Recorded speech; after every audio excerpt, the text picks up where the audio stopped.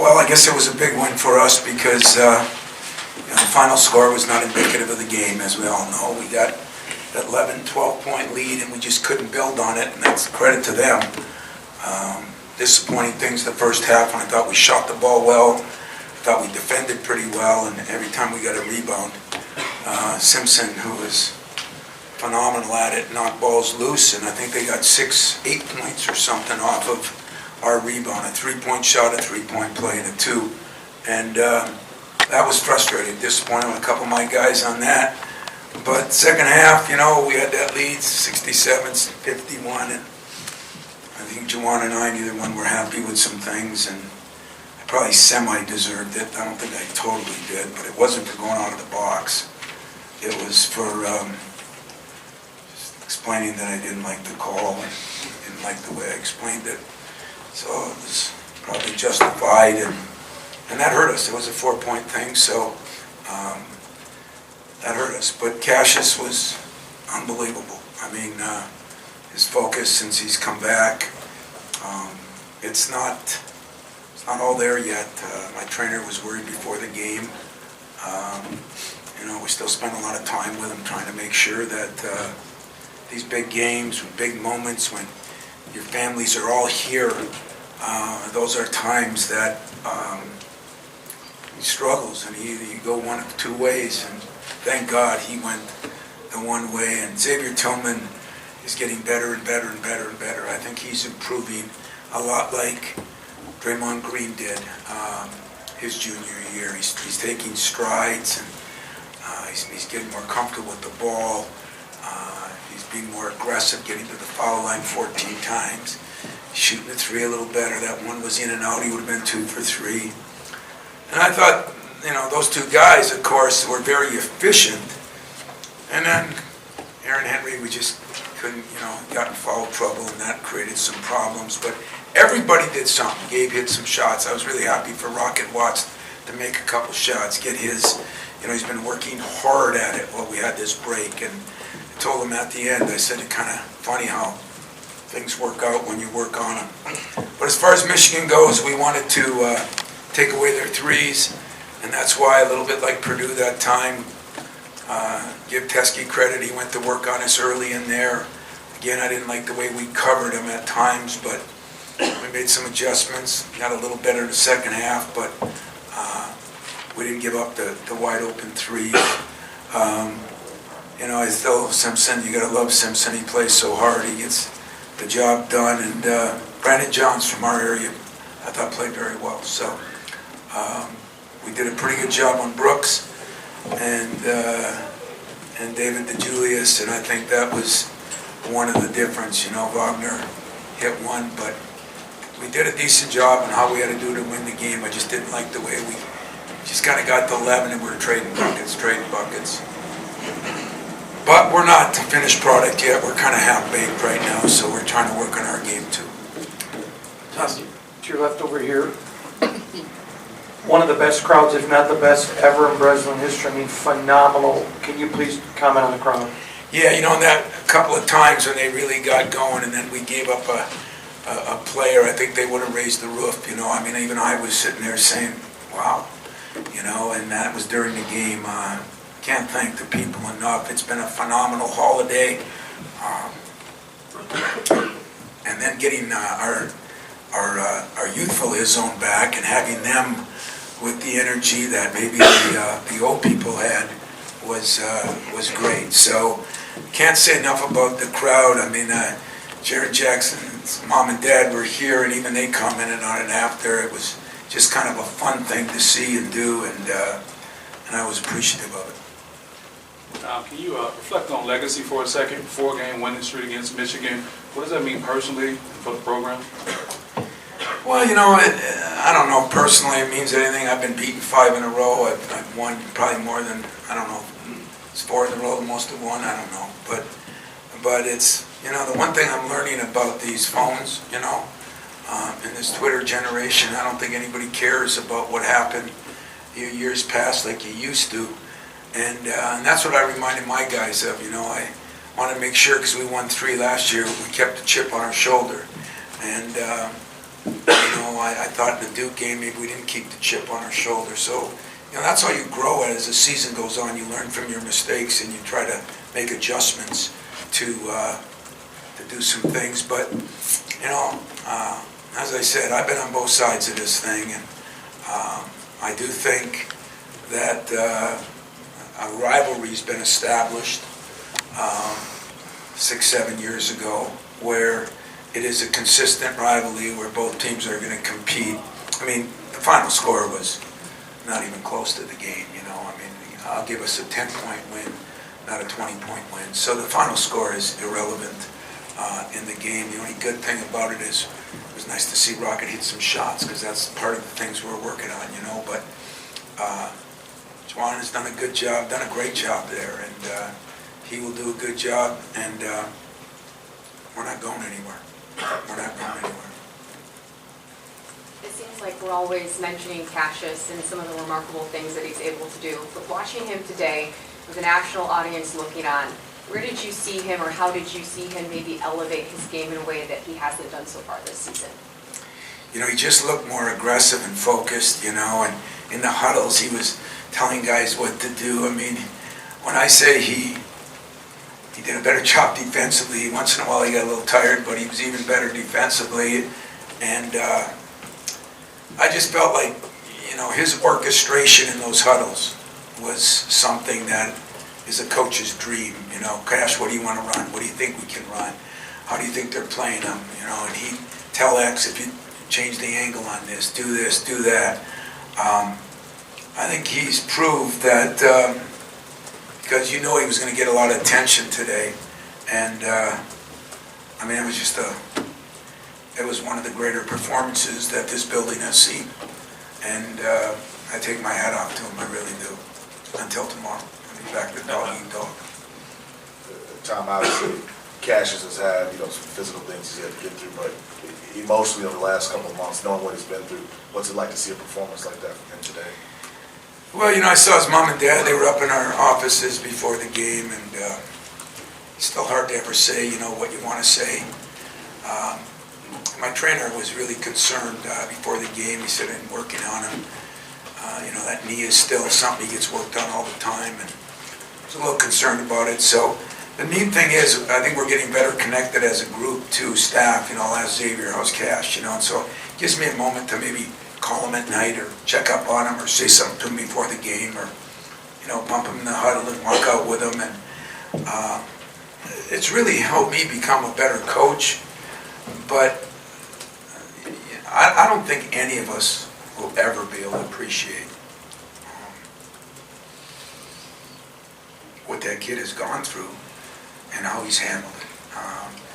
Heaven forbid if somebody's in the audience has gone through that with a brother, sister, son, daughter, cousin, whatever. It gives you some idea, but I think usually until it happens to you, I can't express that to them. I just can be there to help. But what I constantly watch for every day is, when is it a bad day? When is it a bad day? Because there'll be some bad days. And I told him that him and I got to work through the bad days. The good days, he can just do what he did today. He don't need me. Tom, all the way to your left in the back, you did say you were worried about him before this game, so I'm sure that's going to be the same sentiment as the season goes on, but how was he able to get through and do what he did today emotionally? A good thing to ask him, I just know that, you go through Christmas and New Year's, and Christmas and New Year's is about family. Resolutions, goal setting, that's what you do at Christmas, and that's what you do at New Year's, I should say, and that family was always together. And so, you look up in the stands, and they just void somebody, and I know he does that a lot, and I think his mother's getting stronger, and that's helped him a lot. But I felt so good for them, I really did, because he did it with efficiency and he did it with class. He's a lot classier. He wouldn't have got a technical, so he's a lot better than I am. Tom, I know you talked about it before, the evolution of the rivalry now with Juwan over there. Did you see the passion even ratchet up? in Cassius and yourself, and Jawan got a technical foul too, did you feel like it was even, I don't know, the new chapter started off with not hate, but some feistiness?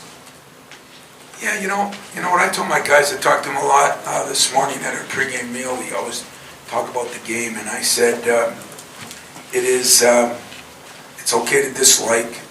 It's a rivalry. You know, I say it every year, and thank God nobody asked me this year, so I didn't have to do it. But it's a rivalry.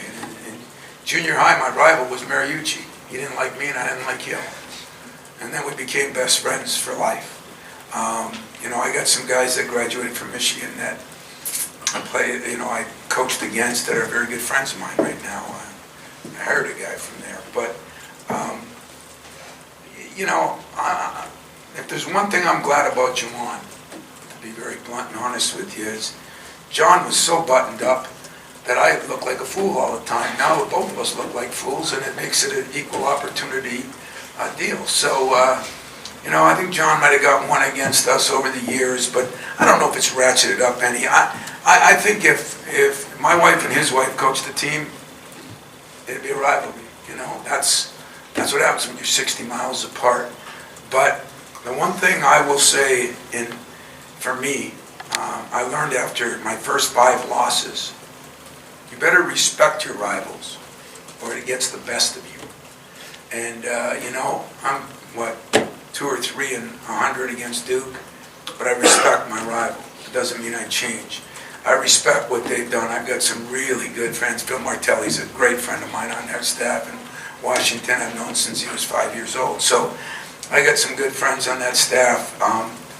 But you can't like your rival, but you can respect your rival. And I have great respect for them, and I think they have respect for us, and that's what makes a rivalry. Mike and North Carolina and Duke, they ain't hugging and kissing, they ain't going to church on Sundays with each other. But you never hear, it's a rivalry, and it's become one of the best. I think John Beeline, when he was here, said, why can't this be every bit that? And I think it can be, as long as both teams are good. And both teams are good. So I'm just going to keep doing my part. 2 years ago, I lost 2 in a row. Now we won some in a row. That's going to be the highs and lows of the business. If rivalries are good, at the end of the day, I remember seeing a stat on Duke and Carolina. They were over 30 years or 20 years. I think they were like 2 points difference in what scored and who scored, and it's just amazing, And I know one thing: you guys would be happy if it was like that, because it would give you something every day to write about and talk about. But believe it or not, when we weren't any good, the rivalry wasn't that good. When they weren't any good, the rivalry, it was fun to beat them, but it wasn't as fun. When they're both good, it's all good. Tom, when you see Cassius and Xavier Tillman playing the way that they play and kind of taking over the huddles, what's it like for you and your staff? Do you let them just kind of stay in the zone and kind of run the show and be that player-coach team? I was just going to say, in my locker room, in my office, ever since Mateen was here, player-coach team is better than a coach-coach team. And that's not lip service. I believe that. I really do, because players are with each other morning, noon, and night. And coaches, hell, with the NCAA, we're barely lucky if we get 15 hours a week, So we're not with them morning, noon, and night. And I think that's the important thing. And our leadership's getting better. I thought it was null and void a little bit, There's 2 kind of leaderships: one that drags everybody together and one that demand. We're getting the drag together. And halftime, I challenged a couple of those guys to demand from a couple of guys to hold them accountable. That'll be the next step of this program that the Cleveses and the Waltons and the Draymonds and the Valentines had. They had people feared them a little bit. Fear is sometimes a good thing, especially on accountability stuff. So, yeah, I'm going to let them do their thing, steal money, and have a good time. We got time for a couple more, Chris and Larry. Tom, with the foul trouble that Thomas got in, you used Julius pretty early in that game, and for long stretches, how do you feel he played? And Not bad, considering it was his first real extended minutes. He's been on that scout team that's really helped him a lot, and didn't get as many reps. But what he is he's a little stronger than those other guys. And, we're not very big at times. And now Michigan's probably the biggest team we'll play because they're big inside, so is Illinois, but they're big on the perimeter. And I thought that we did a pretty good job at the end. We were switching five, something new we put in, and it really was okay, So we did some really good things, and we did some bonehead things from the players to the coach, and we'll hopefully learn from there and get better. Tom, I know you said the team has a long way to go, half-baked, but can you at all appreciate how far they've come after being, disjointed for obvious reasons a month ago or so? Yeah, a month and a half ago, 2 months ago, I thought we'd be probably where we are now then, and you're right, we were disjointed, and we were just battling. And I said then, though, that if you can make it through something like this, sometimes it bonds a team. It was Mike Garland in the locker room, and what did he say that Muhammad Ali always said about, that's a bad man. He said that about Cassius, and everybody erupted. It's like, because Cassius is so unselfish, sometimes superstars, you don't appreciate them because they are selfish. I got the most unselfish superstar, maybe ever. A guy who can score that many points and still be as unselfish as he is. So that makes it easier on the coach and easier on the players. They pull for him because they love him and they appreciate him, and not just because he's the best player. All set, guys? On to the last one. Tom, I know it's only 4 games in, but you're 4-0 in the Big Ten, winning by a margin of 14 points. The point is you got to play them. How happy are you 4 games in? Well, I'm happy. I do realize that, what I got to keep in perspective with these guys, and I warned them about it because I said everybody now will be coming back to school, and, everybody will be hugging and kissing everybody, and, we've won 4 home. We've won 3 of the games have been at home. One of them, Northwestern, who I still think that was a good win, especially under the circumstances, but they're at the bottom of our league. So there is a perspective I'm keeping to this whole deal. I'm more worried about, do we keep getting better? Because I think we got a long way to go yet. I think, Marcus, that first half, he might as well just sit here, Teskey, why don't you just throw a layup in or dunk it, Second half, he fought him a little bit more. We have to get better because we're not as physical a team. We out-rebounded them decently, but we're not nearly as physical teams that I've had or that I think we have to be to really compete for something. But, a couple more weeks and then things start separating. We got a tough game against Minnesota because Minnesota's been playing awfully well. Should have beat Maryland from what I was told out there. And they've had a couple big wins, and they got a great big man. But Xavier, Cassius is special, but don't sleep on Xavier. Xavier has improved a lot. And he's, when he had that bad free throw shooting day, he spent today, pregame meal, I come walking back from the hotel, and who's walking into the gym? I said, what the hell are you doing here this early? It was like, 2 hours before they're supposed to be here. He said, I'm going to shoot some free throws and watch some tape. I said, wow, kudos, I think, that's what happens. Unfortunately, winning helps that, but I think there's getting to be a lot more trust between players and coaches. It's something with young guys, it's part of developing. It doesn't just happen. I told you the respect factor now of I'm the head coach, you're a player, that means nothing. I got to earn mine, they got to earn theirs, but when you start to do it, the team starts to grow. So, I think Michigan's been playing awfully well, and I think they're going to be a very good team. They'll get, hopefully their guy back too, and that'll have a factor in it. But you got to give Brandon Johns credit. He played good at home today, so in his spot, they still got almost the same amount of points. But they're going to get better too, and they've been, I thought the job we did on Brooks, or the fact he didn't get many shots off, was big part. I really think his improvement has been a big part of why they've become a very good team. So, appreciate it. See you next week.